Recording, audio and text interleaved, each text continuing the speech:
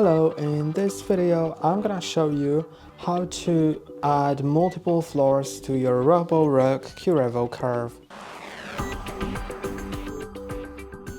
So in order to do this, you need to go into the app.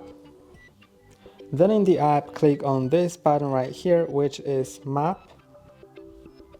Then click on your map here. Then click on Manage Maps.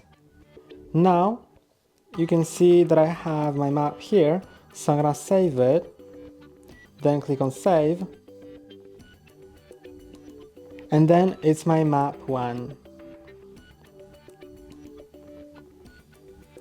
Then I'm gonna go to Home Layout and set it to Multi-Level.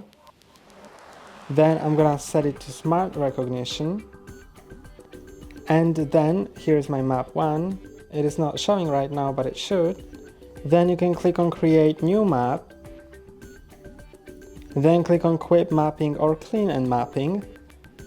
And later on you can name it as your Floor 1 and Floor 2.